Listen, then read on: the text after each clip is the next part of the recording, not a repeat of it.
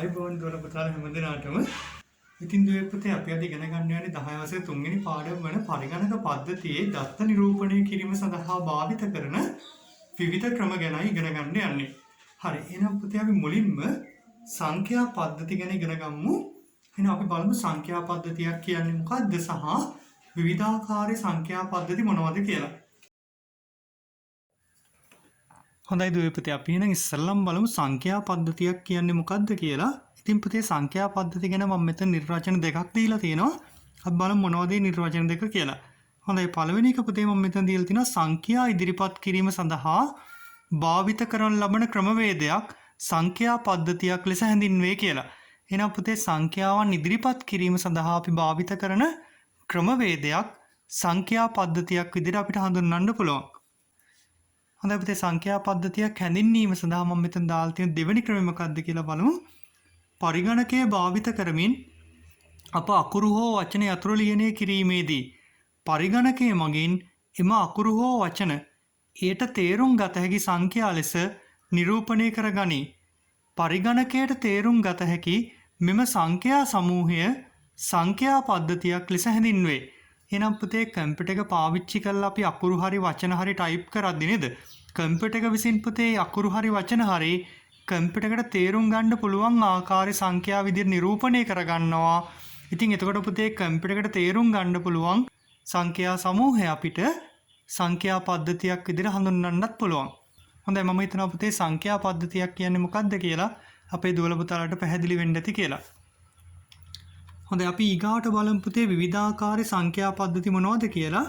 එහෙනම් පුතේ මම මෙතන ඔයාලගේ පෙළ පොතේ තියෙන වගුවම තමයි මෙතන මේ පෙන්නලා තියෙන්නේ. ඉතින් පුතේ මෙතන තියෙන සංඛ්‍යා පද්ධති හතරක් අපිට ඉගෙන ගන්න.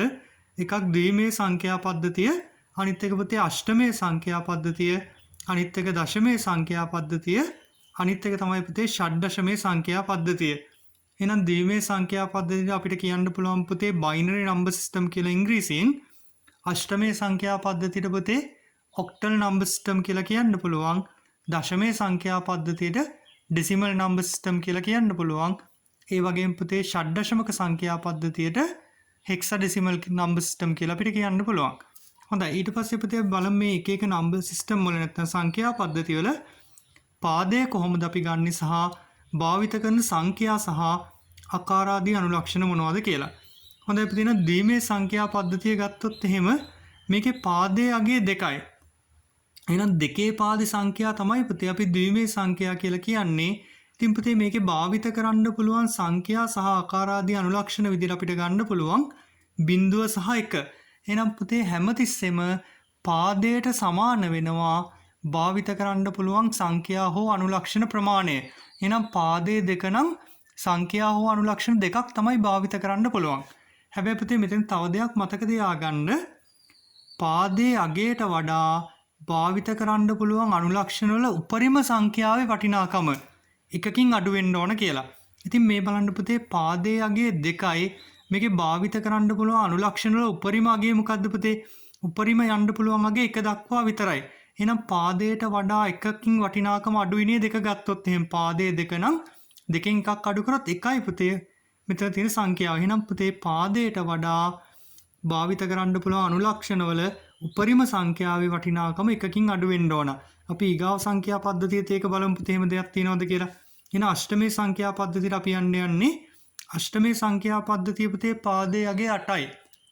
එහෙනම් 8 පාද සංඛ්‍යා තමයි අපි මේ අෂ්ටමේ සංඛ්‍යා කියලා හඳුන්වන්නේ.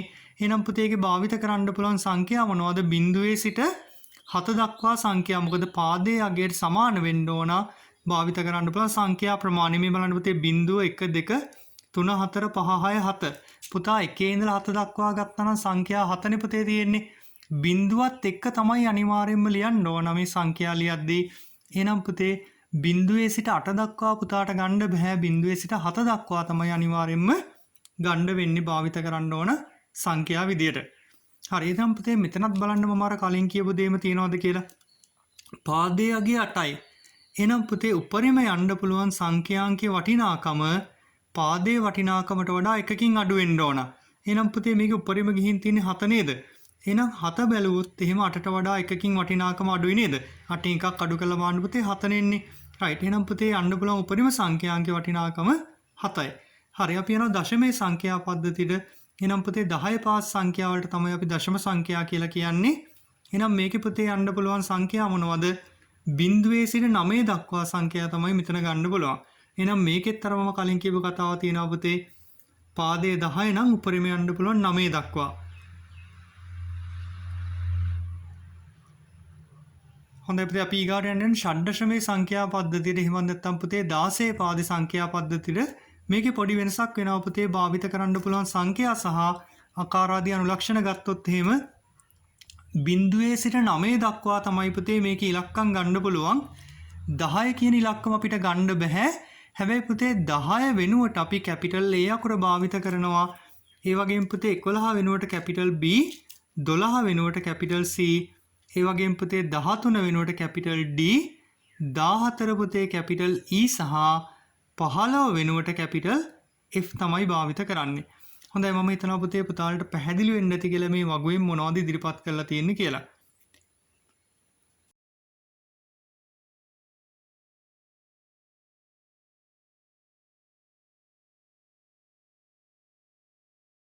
හොඳයි පුතේ අපි ඊගාට බලමු පරිගණකයේ දත්ත නිරූපණය සඳහා ද්විමීය සංඛ්‍යා භාවිතය කියන කොටස.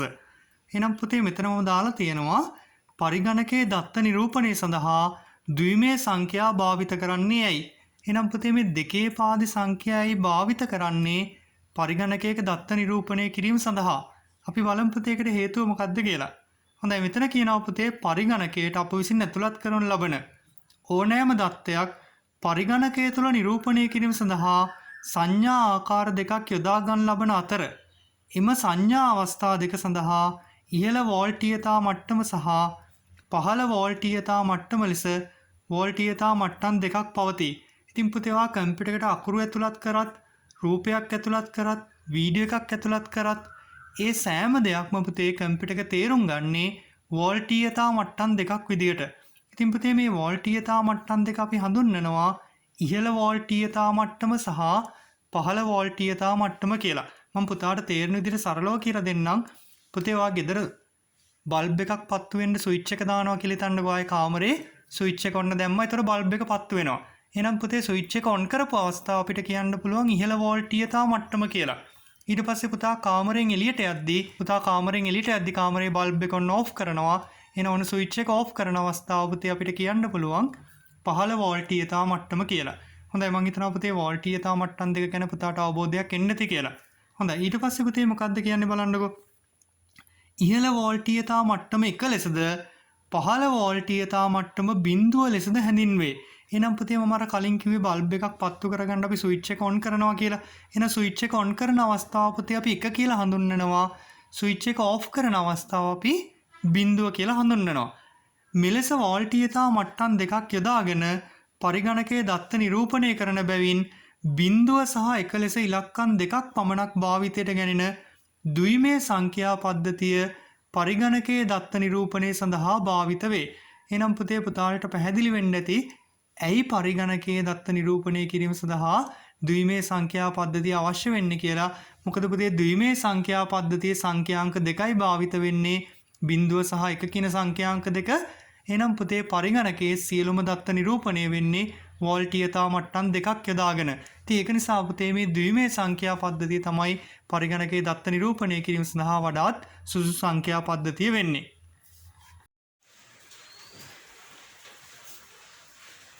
හොඳයි දුවේ පුතේ අපි බලන්න යන්නේ මේ දශම සංඛ්‍යා පද්ධතියේ සංඛ්‍යාවක් කොහොමද සකස් වෙලා තියෙන්නේ කියලා. අපි බලමු පුතේ නම් කොහොමද දශම සංඛ්‍යා පද්ධතියේ සංඛ්‍යාවක් සකස් වෙන්නේ කියලා. හොඳයි මම ගන්නම් පුතේ උදාහරණයක් විදිහට 135 කියන සංඛ්‍යාව. හොඳයි අපි බලමු එහෙනම් මේ 135 කියන සංඛ්‍යාව කොහොමද සකස් වෙන්නේ කියලා. හරි මම ඉස්සෙල්ලා පුතේ මේ ගණක නාමක වලට නිරූපණය කරලා පෙන්නන්නම්. එහෙනම් මේක 10 පාස් සංඛ්‍යාවක් මම මේ අදින්න යන්නේ 10 පාද ගණක රාමුවක්.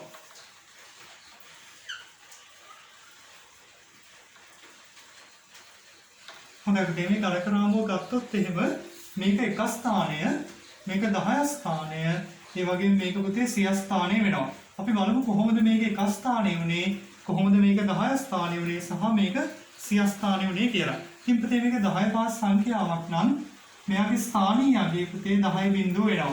ඉතින් අපි මෙතෙන්ට આવොත් මෙයා 10 1 වෙනවා. මෙයා පුතේ 10 2 වෙනවා. එහෙනම් පුතේ හොඳට මතක තියාගන්න ඕනම සංඛ්‍යාවක බිඳුවෙනි බලය 1යි කියලා. එහෙනම් 10 බිඳුවෙනි බලය 1යි, 8 බිඳුවෙනි බලය 1යි, 16 බිඳුවෙනි බලය 1යි, 2 බිඳුවෙනි බලය ගත්තත් පුතේ 1යි. හරි එහෙනම් පුතේ මෙන්න මෙතන එක ස්ථානයක් ඔන්න හැදුනා. ඊගාට පුතේ මෙතන දෙන 10 පළවෙනි බලය. එහෙනම් පුතේ 10 පළවෙනි බලය 10 විදිහට අපි හඳුන්වනවා. එහෙනම් මෙතන පුතේ 10 ස්ථානය ඔන්න හැදුනා. ඊට පස්සේ මෙතන 10 දෙවෙනි බලය තියෙනවා. පුතේ හොඳට මතක තියාගන්න 10 දෙවෙනි බලය කියන්නේ 10 එකතු කිරීම 10 නෙමෙයි. ගොඩක් අය මේක වරදවා තේරුම් ගන්නවා. 10ට 10ක් එකතු කළා පුතේ 20 කියලා දානවා. නැහැ. පුතේ 10 දෙවෙනි බලය කියලා කියන්නේ 10 දෙකෙන් වැඩි කරනවා නෙමෙයි 10 වරක් 10 පුතේ. එහෙනම් 10 වරක් 10 කීයද 100යි. එහෙනම් 10 දෙවෙනි බලය පුතේ 100යි. බැරි වෙලාවත් මේ සංඛ්‍යාව තව ටිකක් මෙහෙට එන්න ඕන නම් උදාහරණයක් විදිහට පුතේ අපි හිතමු 2135 කියලා. එහෙනම් මේ ඝනක රාමුවේ මේක නිරූපණය කරද්දී 1000 කියන ස්ථානයත් මෙතනින් අදින්න වෙනවා. එහෙනම් 1000 හැදෙන්නේ කොහොමද පුතේ? 10 තුන්වෙනි බලෙන්. 10 තුන්වෙනි බලය කියන්නේ 10 තුන් පාරක් වැඩි වෙනවා කියන එක. එහෙනම් පුතේ 10 වරක් 10 100යි. 100 10න් වැඩි වෙනවා 1000යි. එහෙනම් 10 තුන්වෙනි බලය පුතේ 1000යි. හරි අපිට දැනට අවශ්‍ය වෙන්නේ නැහැ මේ 1000 කියන අගය නැත්නම් 10 3 කියන අගය. නමුත් පුතා මතක තියාගන්න 10 තුන්වෙනි බලය 1000යි කියලා. හරි එහෙනම් පුතේ අපි මේ සංඛ්‍යාව මේ ඝනක රාමුවේ නිරූපණය කරන්න යන්නේ. එහෙනම් මෙතන 100 අපි දාගමු පුතේ. right එහෙනම් මෙතන 5 තියෙනවා. 5 කියන්නේ පුතේ එකේව 5ක්. එහෙනම් එක ස්ථානයේ තමයි මේ 5 නිරූපණය කරන්න ඕන. 135 5 එක ස්ථානයේ අපි නිරූපණය කරා නම් හරි.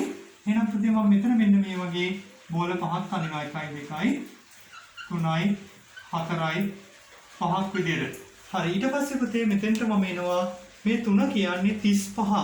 එහෙනම් මේ 3 අයිති වෙන්නේ 10 ස්ථානයට. මොකද 30 හැදෙන්න නම් 10 3ක් තියෙන්න ඕන පුතේ. එහෙනම් පුතේ මේ 10 ස්ථානයේ මම මෙතන බෝල 3ක් මේ විදිහට අඳිනවා. 3යි right. ඊට පස්සේ පුතේ මෙතන මේ එකට යනවා. මේ එක ගත්තොත් එහෙනම් පුතේ මේ එක තියෙන්නේ 100 ස්ථානයේ. මොකද 100 නම් මේක පුතේ 100 ස්ථානයේ තියෙන්නේ. එහෙනම් පුතේ මෙතනින් එක බෝලයක් අපි යන්නම් හරි. right. ඔන්න අපි 135 කියන සංඛ්‍යාව පුතේ ඝනක රාමුවේ නිරූපණය කරා. හරි. එහෙනම් අපි බලමු පුතේ මේ සංඛ්‍යාව විහිදුවා ලියලා. right. එහෙනම් මම මෙතෙන්ට එනවා 135 කියන සංඛ්‍යාව මෙහෙම විහිදුවා ලියන්න නිසා මේ වගේ ඈඩ් කරලා ලියනවා පුතේ 1යි 3යි 5. එහෙනම් මේ 5 ඉන්නේ කොහෙද පුතේ? එක ස්ථානයේ. ඒ කියන්නේ 10 බිඳුව කියන ස්ථානේ. එහෙනම් මම 5 වැඩි කරනවා. එහෙනම් පුතේ මම 5 වැඩි කරනවා 10 බිඳුවෙන්. right. මෙහාට පුතේ මෙහෙම එකතු කිරීමක් දාලා 3 වැඩි කිරීම 10 1. මොකද මෙයා 10 1 කියන ස්ථානයේ තමයි මේ 3 ඉන්නේ. right. මේක පුතේ වරහන් දාන්න මතක ඇතුව. right. ඊට පස්සේ එකතු කිරීම 1 වැඩි කිරීම පුතේ 1 ඉන්නේ 100 ස්ථානයේ ඉඳන් 10 දෙවෙනි බලය ගන්නවා මෙතෙන්ට. right. දැන් පුතේ වරහන් ඇතුළ අපි සුළු කරමු. එහෙනම් 5 වැඩි කිරීම 10 බිඳුව කියන්නේ පුතේ 1යි. එහෙනම් 5 වැඩි කිරීම 1 කියලා මෙතෙන්ට ලියනවා. එකතු කිරීම 3 වැඩි කිරීම 10 1. 10 1යි කියන්නේ පුතේ 10යි. එහෙනම් 3 වැඩි කිරීම 10 කියලා ලියනවා. ඊට පස්සේ පුතේ එකතු කිරීම 10 2 කියන්නේ පුතේ 100යි. එහෙනම් පුතේ 1 වැඩි කිරීම 100 කියලා අපි ගන්නවා. හොඳයි දැන් අපි වරහන් ඇතුළ සුළු කරමු. 5 වරක් 1 පුතේ 5යි. 3 වරක් 10 30යි පුතේ. 1 වරක් 100 100යි. එහෙනම් මේ තුන පුතේ දැන් එකතු කරන්න ඕන. 100යි 30යි 130යි එකතු කිරීම 5 135යි. එහෙනම් පුතේ ඔන්න 135 කියන සංඛ්‍යාව සකස් වෙලා තියෙන ආකාරය අපි බැලුවා මේ විදිහට විහිදුවා ලියලා. හොඳයි මම හිතනවා පුතේ මේ ටික පැහැදිලි වෙන්න ඇති කියලා පුතාට. හොඳයි පුතේ එහෙනම් 135 කියන සංඛ්‍යාව සකස් වෙන්නේ කොහොමද කියලා අපිට තවත් ආකාරයකට බලන්න පුළුවන්. අපි බලමු පුතේ ඒ ආකාරය කොහොමද කියලා.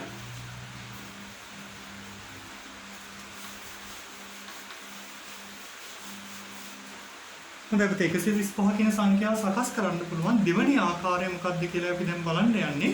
එහෙනම් පුතේ මේක මෙන්න මේ විදිහට මම ලියා ගන්නවා. 135 ඉස්සෙල්ලා වගේ ඈඩ් කරලා ලියන්නේ නැහැ පුතේ මේ විදිහට ලං කරලා ලියාගන්නේ. මෙතන 5 ඉලක්ක වලදී මෙන්න මේ විදිහට ඊතලයක් දා ගන්නවා. 3 ඉලක්ක වලදී පුතේ ඊතලයක් දා ගන්නවා. 1 ඉලක්ක වලදී පුතේ මෙන්න මේ විදිහට ඊතලයක් දා ගන්නවා. එහෙනම් මම මෙතන ලියනවා පුතේ 5 වැඩි කිරීම මෙයාගේ ස්ථානීයගේ මෙයා පුතේ කොහෙද ඉන්නේ 10 බිඳුව කියන ස්ථානේ නම් 5 වැඩි කිරීම 10 බිඳුව. එහෙනම් මෙයා ඉන්නේ කොහෙද? මෙන්න 3 ලිව්වා. 3 ඉන්නේ කොහෙද පුතේ? 3 ඉන්නේ 10 1 කියන ස්ථානේ. එහෙනම් 3 වැඩි කිරීම 10 1 කියලා ලිව්වා. ඊට පස්සේ පුතේ මෙතන 1 තියෙනවා. එහෙනම් 1 වැඩි කිරීම මෙයා ඉන්න ස්ථානේ කොහෙද? 10 2 කියන ස්ථානේ මෙයා ඉන්නේ. එහෙනම් 1 වැඩි කිරීම 10 2 කියලා ලිව්වා. දැන් පුතේ මේ ටික සුළු කරන්න යන්නේ මෙතන සමාන ලකුණක් දා ගන්නවා, මෙතෙන්ටත් දා ගන්නවා, මෙතෙන්ටත් දා ගන්නවා. 10 බිඳුව කියන්නේ 1යි පුතේ. එක්වරක් 5 5යි. මම මෙතන ලියා ගන්නවා පුතේ 5. ඊට පස්සේ 10 පළවෙනි බලය කියන්නේ 10යි. 10 වරක් 3 පුතේ 30යි. right. ඊට පස්සේ මෙතෙන්ට යනවා 10 2. 10 වරක් 10 නම් පුතේ 100යිනේ.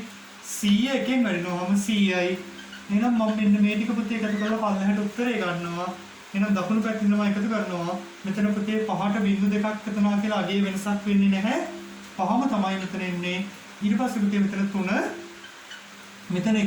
එහෙනම් පුතේ ඔන්න 135 කියන සංඛ්‍යාව හැදිලා තියෙන්නේ කොහොමද කියලා අපි තවත් ක්‍රමයකට බැලුවා මෙතනදී. හොඳයි පුතේ. එහෙනම් මම තවත් සංඛ්‍යාවක් අරගෙන ඔයාලට කියලා දෙන්නම්. මේ සංඛ්‍යාව කොහොමද ගණකරාමුක නිරූපණය කරන්න සහ මේ සංඛ්‍යාව සකස් වෙලා තියෙන ආකාරය කොහොමද විහිදුවා කියලා අපි බලන්නේ කියලා.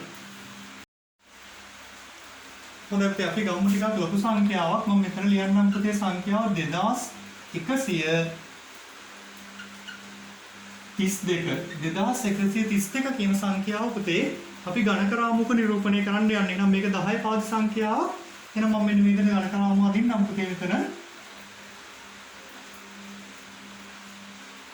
හරි. එහෙනම් පුතේ මෙතන එක ස්ථානය කියන්නේ 10 බිංදුව කියන ස්ථානය.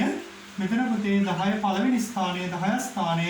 මෙතන පුතේ 10 දෙවෙනි ස්ථානය කියන්නේ 100 ස්ථානය. සහ මෙතන 10 තුන්වෙනි ස්ථානය කියන්නේ 1000 කියන ස්ථානය තමයි පුතේ මෙතෙන්ට එන්නේ. එහෙනම් මම යටින් අගයන් ටික ලියන්නම්. 10 බිංදුව කියන 1යි. 10 1 කියන්නේ පුතේ 10යි. 10 2 කියන්නේ 100යි.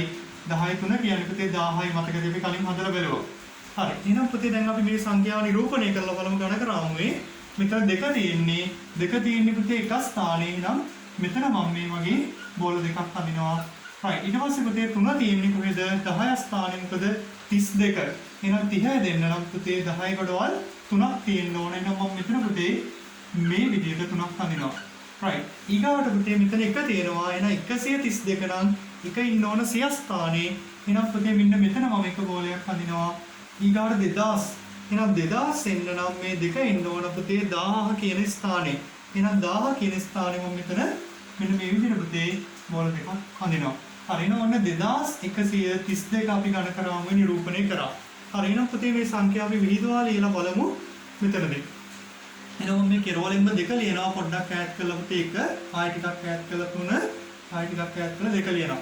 හරි. එහෙනම් පුතේ මේ 2 ඉන්නවා කිව්වේ 10 බිංදුවෙනි ස්ථානයේ. නම් 2 වැඩි කිරීම 10 බිංදුව වරහණක් දානවා පුතේ එකතු කිරීම 3 වැඩි කිරීම මෙයා ඉන්නේ පුතේ 10 1 කියන ස්ථානයේ.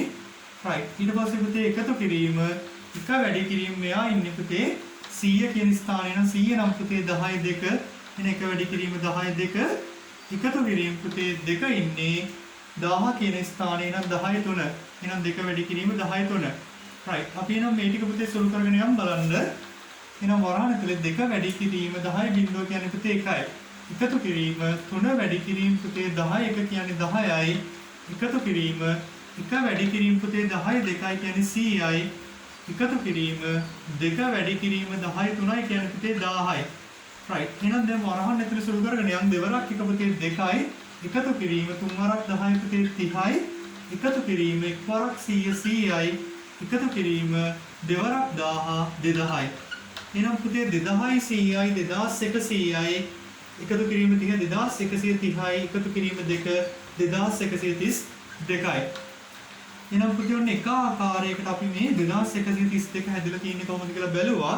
අපි නම් දෙවෙනි ආකාරයට පුතේ බලමු 2132 සකස් වෙන්නේ කොහොමද කියලා. එහෙනම් 2132 සකස් වෙන්න පුළුවන් දෙවෙනි ආකාරයට අපි බලමු පුතේ. නම් මෙන්න මේ විදිහට මම 2132 කියලා ලිව්වා. මෙතෙන්ට ඊතලයක් දාගත්තා. මෙතෙන්ටත් පුතේ ඊතලයක් දානවා. මෙතෙන්ටත් මේ විදිහට ඊතලයක් දානවා. මෙතෙන්ටත් මම මේ විදිහට ඊතලයක් දානවා. එහෙනම් පුතේ මෙතන 2 තියෙන 2 වැඩි කිරීම මෙයා ඉන්නේ පුතේ 10 බිංදුව කියන ස්ථානයේ. එහෙනම් මම මෙතන 10 බිංදුව දානවා. පුතේ මෙතන 3 තියෙන්නේ 3 වැඩි කිරීම මෙයා ඉන්නේ 10 1 කියන ස්ථානයේ. පුතේ මෙතන 1ට යනවා. 1 වැඩි කිරීම මෙයා ඉන්නේ පුතේ 10 2 කියන ස්ථානයේ. ඊට පස්සේ පුතේ මෙතන දෙක තියෙනවා. දෙක වැඩි කිරීම මෙයා ඉන්නේ 10 3 කියන ස්ථානේ. right. එහෙනම් අපි හදාගෙන යන්න බලන්න මම මේක සමාන ලකුණු ටික දාගෙන යන්නම් පුතේ. right. 10 බිඳුව කියන්නේ 1යි එක් වරක් දෙක පුතේ 2යි ටිකක් ඈතට එන්න මම ලියන්නම් මේ වගේ. 10 එක කියන්නේ 10යි 10 වරක් 3 පුතේ 30යි. right. මෙතෙන්ට යනවා 10 දෙවෙනි බලය 10 වරක් 10 100යි. 100 එකෙන් වැඩිනවා පුතේ 100යි. right. ඊට පස්සේ මෙතෙන්ට යනවා 10 තුන්වෙනි බලය 10 වරක් 10 පුතේ 100යි. 100 10න් වැඩිනවා 1000යි. එහෙනම් පුතේ 1000 දෙකෙන් වැඩි වෙන්න ඕන. 10 දෙකක් 2000යි. එහෙනම් මම මෙන්න මේක 2000 ලියනවා. දැන් පුතේ මේක එකතු කරලා බලනවා නම් හරි. එහෙනම් මෙතන දෙක තියෙන්නේ දෙකට බිංදු කිහිපයක් එකතු වුණා කියලා අගේ වෙනසක් වෙන්නේ නැහැ. එහෙනම් මෙතන පුතේ දෙකේ ඉලක්කම දැම්මම හරි. මෙතන 3 පුතේ. එහෙනම් මෙතනට 3 ගන්න වෙන්නේ මොකද මේක එකතු වුණා කියලා වෙනසක් වෙන්නේ නැති නිසා. එහෙනම් මෙතන පුතේ 1යි මෙතන 2යි. එහෙනම් 2132 කියන සංඛ්‍යාව පුතේ වුණ දෙවෙනි ආකාරයටත් අපි හදලා බලුවා. හොඳයි දෙවියන් අපි ඊගාවට කතා කරන්න යන්නේ දශම සහිත 10 පාද සංඛ්‍යාවක් සකස් වෙන්නේ කොහොමද කියන එක ගැනයි. එහෙනම් අපි බලමු පුතේ කොහොමද දශම සහිත 10 පාද සංඛ්‍යාවක් සකස් වෙන්නේ කියලා. මම මෙතන ලියන්නම් 455.24 කියලා ලියන්න. right. එහෙනම් පුතේ මම මෙතන ලිව්වා 455.24. එහෙනම් අපි බලමු මෙන්න මේ දශම සංඛ්‍යාව කොහොමද සකස් වෙන්නේ කියලා. එහෙනම් පුතේ මේ සංඛ්‍යාව අපි බර සාධක වලින් එහෙම නැත්නම් පුතේ මේකේ ස්ථානීය අගයන් වලින් වැඩි කිරීමක් කරන්න ඕන. එහෙනම් මෙතනින් පටන් ගමුකෝ. මෙයා ඉන්නේ 10 බිංදුව කියන ස්ථානේ. මොකද මේක 10 පාද සංඛ්‍යාවක්නේ. එහෙනම් පුතේ මේ 5 ඉන්නේ 10 1 කියන ස්ථානේ. මේ 4 ඉන්නේ 10 2 කියන ස්ථානේ. දැන් පුංචි ප්‍රශ්නයක් තියෙනවා පුතාලට. මොකද්ද? මේ දශමයෙන් දකුණු පැත්තේ තියෙන සංඛ්‍යාවලට බර සාධක එහෙම නැත්නම් මේ weighting factors එහෙම නැත්නම් මේ ස්ථානීය අගයන් ගන්න කොහොමද කියලා. එහෙනම් දශමයෙන් වම් පැත්තේ පටන් ගන්න මේ ස්ථානේ බර සාධක විදිහට අපි කිව්වේ 10 බිංදුව. එහෙනම් පුතේ දශමයෙන් දකුණු පැත්තේ පළවෙනිම සංඛ්‍යාවට දාලා බර සාධකය ගත්තොත් එහෙම 10 ඍණ 1 කියලායි ගන්න ඕනේ. මොකද දශමයෙන් දකුණු පැත්තේ පළවෙනි සංඛ්‍යාව නිසා. එහෙනම් පුතේ මෙයාට එන්න ඕන 10 ඍණ 1 මෙයාට එන්න ඕන 10 ඍණ 2. ඉතින් මෙන්න මේ වගේ බර සාධක වලින් වැඩි කරලා තමයි මේකේ උත්තරේ ගන්න වෙන්නේ. හොඳයි පුතේ අපි බලමු දෙන්නම් මේක හදලා. right. එහෙනම් මම මෙතන ලියන්නම් මෙන්න මේ විදිහට 4 වැඩි කිරීම 10 දෙවෙනි බලය. මම මේක පුතේ වරහන් කරනවා මේ විදිහට. එකතු කිරීම 5 වැඩි කිරීම 10 1. ඊට පස්සේ පුතේ එකතු කිරීම ආයමත් සැරයක් 5 තියෙන්නේ 5 වැඩි කිරීම 10 බිංදුව. ඊට පස්සේ පුතේ ආයමත් සැරයක් එකතු කිරීම 2 වැඩි කිරීම 10 ඍණ 1. පුතේ මෙයාට එකතු වෙන්න ඕන 4 වැඩි කිරීම 10 ඍණ 2. right. එහෙනම් අපි දැන් පුතේ වරහන් ඇතුළ සුළු කරගෙන ඉන්න වෙනවා. හරි. එහෙනම් මම මෙතනින් පටන් ගන්නවා අපි දන්න තැනින්. right. එහෙනම් පුතේ 10 බිංදුව මතකද පුතේ ඕනම සංඛ්‍යාවක බිංදුවෙනි බලය මම 1යි කියලා කලින් කියලා දුන්නා. එහෙනම් පුතේ 10 බිංදුවෙනි බලය 1යි එක් වරක් 5. එහෙම නැත්නම් පුතේ 5 වරක් 1 5 විදිහට අපිට ගන්න පුළුවන්. එකතු කිරීම 10 පළවෙනි බලය 10යි.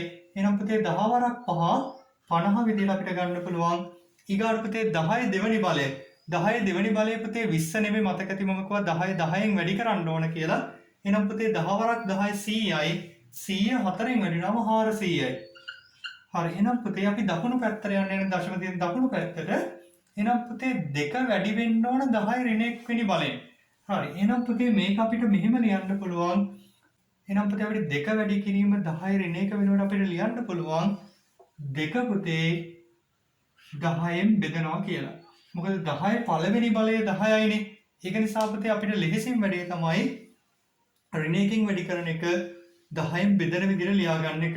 හොඳයි. එහෙනම් මම මෙතන පුතේ එකතු කිරීම කියලා දානවා. දාලා ඉවරලා 4 වැඩි කිරීම 10 ඍණ 2 කියලායි තියෙන්නේ. එහෙනම් මම කරන්නේ පුතේ මෙතන 4 බෙදනවා 100න්. ඇයි පුතේ මම 100න් බෙදන්නේ?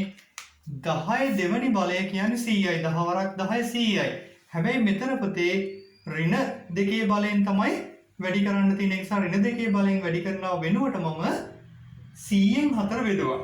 හරි. එහෙනම් පුතේ අපි දැන් ටක් ගාලා මේ පැත්තට 400යි 50යි 450යි ඒකට 5ක් එකතු වුණාම පුතේ 455යි. දැන් මේ ටික සුළු කරගන්න වෙනවා. එහෙනම් පුතේ 2 10න් බෙදන්න යන්නේ. ඇත්තටම පුතේ 2ට 10ව තියනවද? නැහැනේ 2ට 10ව නැහැ. එහෙනම් පුතේ මම මෙතන බිඳුව කියලා දානවා. දාලි වල දශම තිත තියෙනවා. තියලි වෙලා පුතේ මොකද කරන්නේ? දෙකක් ඉතුරු වුණානේ. 2ට 10ව නැහැ බිඳුවයි. එහෙනම් මේ දෙක ඉතුරුයි. එහෙනම් පුතේ මේ දෙකේ අවසානට මම බිඳුවක් ගෙනත් දානවා. දශම තිත තිබ්බාට පස්සේ බිඳුවක් ගෙනත් දානවා. එහෙනම් පුතේ 20ට බලනවා 10ව. 20ට 10ව කීයද? 20ට 10ව 2යි. එහෙනම් පුතේ 0.2 තමයි මෙතෙන්ට එන්නේ. එහෙනම් එකතු කිරීම 4 බෙදන්න යනවා පුතේ අපි 100න්. ඇත්තටම පුතේ 4ට 100ව තියෙනවද? 4ට 100ව නැහැ.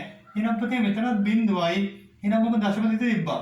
ඊට පස්සේ පුතේ දශම තිත තිබ්බට පස්සේ මම මෙතෙන්ට බිඳුවක් ගේනවා. 40ට බලනවා 100ව තියෙනවද? 40ට පුතේ 100ව නැහැනේ. එහෙනම් ආපහු සැරයක් මෙතෙන්ට මම බිඳුව දාගත්තා. එහෙනම් පුතේ තව බිඳුවක් ගේනවා. එහෙනම් 4 අගට බිඳු දෙකක් ගෙනාවොත් පුතේ 400 එන්නේ. එහෙනම් 400ට පුතේ 100ව තියෙනවද? ඕනේ 400ට 100ව තියෙනවා. 400ට 100ව 4යි. එහෙනම් පුතේ 400න් බෙදපුවම පුතාට උත්තරේ එනවා 0.04 විදියට. හරි. එහෙනම් දැන් මේ ටික එකතු කරගෙන යන්න තියෙන්නේ. එහෙනම් පුතේ මෙතන 455ම තමයි එකතු කිරීම 0.2ට එකතු වෙන්න ඕන 0.04යි. හොඳයි පුතේ මම මේක මෙතන උඩින් එකතු කරලා පෙන්නන්නම් පුතාලට 0.2 පුතේ මෙතන තියෙන්නේ. එයාට එකතු වෙන්න ඕන 0.04යි. එහෙනම් පුතේ මෙතන බිඳුව ලියා ගන්නවා දශම තිත වලින් දශම තිත ලියා ගන්නවා. ඊට පස්සේ පුතේ මෙතන බිඳුව මෙතන 4. හරි එහෙනම් මේ ටික එකතු කරමු බලන්න. මෙතන පුතේ 4යි. මෙතන 2ම තමයි එන්නේ. මොකද දෙකට බිඳුවක් එකතු වෙනවා කියලා අගේ වෙනසක් වෙන්නේ නැහැ නේ පුතේ. රයිට් එහෙනම් දශම තිත තිබ්බා මෙතන බිඳුව. එහෙනම් 455ට පුතේ එකතු වෙන්න ඕන 0.24ක්. එහෙනම් පුතේ මෙතන බිඳුව අපිට ඉවත් කරලා මේක ලියන්න පුළුවන් 455යි දශම පුතේ 2.4. රයිට් එහෙනම් බලන්න පුතේ උඩ තිබුණු සංඛ්‍යාව නේද මෙතෙන්ට ආවේ. රයිට් එහෙනම් මේ විදිහට පුතේ දශම සහිත 10 පාද සංඛ්‍යාවක් සකස් වෙන ආකාරය අපිට ලියා ගන්න පුළුවන්. හරි එහෙනම් අපි තවත් උදාහරණයක් අරන් බලමුකෝ පුතේ.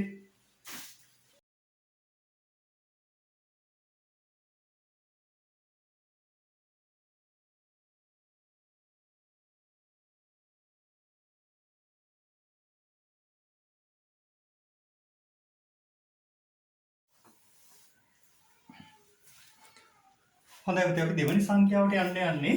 මම දෙවෙනි සංඛ්‍යාව විදිහට ගන්නම් 32.5 3. 32.5 කියන දශම සංඛ්‍යාව සකස් වෙලා තියෙන්නේ කොහොමද කියලා අපි දැන් බලන්න යන්නේ. හොඳයි පුතේ එහෙනම් මම මේ පැත්තට එනවා. මෙතන අර බරසාධක ටික මම ආපහු ලියන්නම් එක්කවාට පැහැදිලි වෙන්න පුතේ. එහෙනම් මෙතන බරසාධක ටික ලියාගෙන ඉමුකෝ. රයිට්. එහෙනම් මෙන්න මේ විදිහට බරසාධක ටික අපි ගන්න යන්නේ මේ දෙක ඉන්නේ පුතේ 10 බිඳුව කියන ස්ථානේ. එහෙනම් 10 බිඳුව මේ 3 ඉන්නේ පුතේ 11 කියන ස්ථානේ. එහෙනම් පුතේ 5 ඉන්නේ දශම තිතෙන් දකුණු පැත්තේනේ. දශම තිතෙන් දකුණු පැත්තේ පළවෙනි සංඛ්‍යාවට එන අපිට ගන්න වෙන්නේ 10 ඍණ 1 කියන බරසාධකය. එහෙනම් 3ට ගන්න වෙන්නේ පුතේ 10 ඍණ 2 කියන බරසාධකය. හරි. එහෙනම් පුතේ මම මේ පැත්තට අවිල ඔන්න ලියනවා 3. මෙයාව වැඩි වෙන්න ඕන. එහෙනම් මෙයාගේ බරසාධකයේ පුතේගේ 10 1. එහෙනම් 3 වැඩි කිරීම 10 1 වරහන් දැම්ම පුතේ මෙයාට එකතු වෙන්න ඕන 2 වැඩි කිරීම මෙයාගේ බරසාධකයේ පුතේ 10 බිඳුව. හරි. ඊට පස්සේ මෙයාට එකතු වෙන්න ඕන 5 වැඩි කිරීම එයාගේ බරසාධකයේ පුතේ 10 ඍණ 1. හරි. ඊට පස්සේ මෙයාට ආපහු එකතු වෙන්න ඕන 3 වැඩි කිරීම එයාගේ බරසාධකයේ පුතේ ඍණ 2. එහෙනම් 10 ඍණ 2 මෙන්න මේ විදිහම ලියා ගන්නවා. හරි. දැන් අපි වරහන් ඇතුළ සුළු කරමු පුතේ. එහෙනම් මම මෙතනින් පටන් ගන්නම්. 3 වැඩි කිරීම 10 1 කියන්නේ පුතේ 10යි. එකතු කිරීම 2 වැඩි කිරීම 10 බිඳුව. එහෙනම් පුතේ ඕනම සංඛ්‍යාවක බිඳුවේ බලය අපි 1යි කියලා කිව්වනේ. එහෙනම් 2 වැඩි කිරීම 1 තමයි මෙතෙන්ට එන්නේ. එකතු කිරීම 5 වැඩි කිරීම 10 ඍණ 1. එහෙනම් පුතේ අපිට පුළුවන් මේක බෙදීම විදිහට ගන්න 5 ඍණ 5 පුතේ 10 ඍණ 1කින් වැඩි කරනවා වෙනුවට අපිට ලියන්න පුළුවන් 5 බෙදනවා කියලා 10. මොකද 10 පළවෙනි බලය පුතේ 10නේ. හැබැයි මෙතන ඍණ 1 තියෙන නිසා 10 ඍණ 1 වෙනි බලය වැඩි කරනවා වෙනුවට අපිට ගන්න පුළුවන් 5 බෙදීම 10 කියලා. හරි. ඊට පස්සේ පුතේ මෙතන එකතු කිරීම 3 වැඩි කිරීම 10 ඍණ 2. එහෙනම් පුතේ 10 දෙවෙනි බලය 100යි. එහෙනම් මෙතන ඍණ දෙවෙනි බලය තියෙන නිසා අපිට පුළුවන් මේක මෙහෙම ලියන්න 3 බෙදීම 100 කියලා. හරි නම් අපි මේ පැත්ත සුළු කරමු පුතේ 3 වරක් 10 30යි එකතු කිරීම දෙවරක් 1 2යි එකතු කිරීම 5 බෙදීම 10. පුතේ ඇත්තටම 5ට 10 ඒවා තියනවද? නැහැනේ 5ට 10 ඒවා නැහැ. එහෙනම් මම මෙතන බිංදුව දාගත්තා. ඊට පස්සේ දශම තිත තියලා ඉවරලා මේ පැත්තට බිංදුවක් ගේනවා. පහෙන් දකුණු පැත්තට බිංදුවක් ගේනවා. එහෙනම් පුතේ 50ට බලන්න වෙන්නේ. 50ට 10 ඒවා තියනවද? ඔව්. 50ට 10 ඒවා පුතේ 5යි. 10 වරක් 5 තමයි පුතේ 50. එහෙනම් 0.5 මෙතෙන්ට එන්නේ එකතු කිරීම 3 බෙදීම 100. පුතේ ඇත්තටම 3ට 100 ඒවා තියනවද නැහැනේ. එහෙනම් මම මෙතන බිංදුව දාගත්තා. ඊට පස්සේ දශම තිත තියලා මෙතනට බිංදුවක් ගේනවා. පුතේ 3 ඉලක්කමෙන් දකුණු පැත්තට බිංදුවක් ගේනවා. එහෙනම් 30ට බලන්න යන්නේ. පුතේ 30ට 100 ඒවා නැහැනේ. එහෙනම් ආපහු සැරයක් මෙතන මම බිංදුව දා ගන්නවා. ඊට පස්සේ තව බිංදුවක් ගේනවා පුතේ. එහෙනම් දැන් 30 අගට බිංදුවක් දැම්මොත් ඒක 300 වෙනවා. මොකද 3යි අගට බිංදු දෙකක් පැටලලා කියන්නේ 300යි. එහෙනම් පුතේ 300ට 100 ඒවා තියනවද? ඔව් 300ට 100 ඒවා 3යි. නේද? එහෙනම් පුතේ මෙතනම බලනවා 0.03. හරි දැන් අපි මේ ටික එකතු කරමු.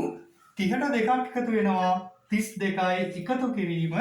එහෙනම් පුතේ 0.5ට 0.03ක් එකතු වෙන්න ඕන. මේ මෙතන උඩින් පුතේ ලියලා පෙන්නන්නම් මේක 0.5ට එකතු වෙන්න ඕන 0.3ක්. එහෙනම් බිංදුව කෙලින් පුතේ බිංදුව ලිව්වා දශම කෙලින් දශම තිත තියලා. එහෙනම් මේ බිංදුව මෙතෙන්ට ලිව්වා මෙතෙන්ට පුතේ 3 ඉලක්කම ලිව්වා. එහෙනම් මෙතන පුතේ 3යි මොකද එකතු වෙන්න මොනවද නැති නිසා මෙතන 3යි 5ට බිංදුවක් එකතු වුණා කියලා අගේ වෙනසක් වෙන්නේ නැහැ.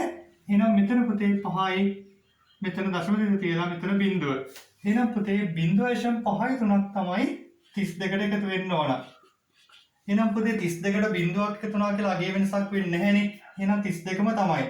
එහෙනම් පුතේ 32.ම එහෙනම් පුතේ මෙතන දශම තිතෙන් දකුණු පැත්තට එන 5යි 3 තියෙන නිසා මෙතන 5යි 3 අපිට ගන්න පුළුවන් මේ විදිහට. එහෙනම් 32.ම 5යි 3 පුතේ ඔය විදිහට තමයි සකස් වෙන්නේ.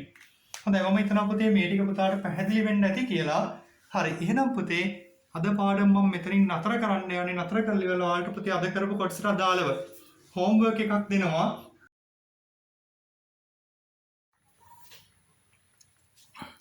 හොඳයි පුතේ අපි හෝම්වර්ක් වලටයි යන්නේ බලමු පුතේ හෝම්වර්ක් යටතේ මම මෙතන දීලා තියෙන ප්‍රශ්න මොනවද කියලා. පුතේ මේ ප්‍රශ්න පහට ඔයාලා උත්තර ලියන්න. මම ඉතාලම ඉක්මනින් ඊගා වීඩියෝ එක දානවා. ඒ වීඩියෝ එකේදී පුතේ මේ ප්‍රශ්න වලට උත්තර ඉස්සෙල්ලාම කියලා දීලා ඉන්නම්. අපේ පාඩමේ ඊතුරු කොටසට යන්න ඉස්සෙල්ලා. හොඳයි එහෙනම් පුතේ අද වීඩියෝ එක මම මෙතනින් නතර කරනවා.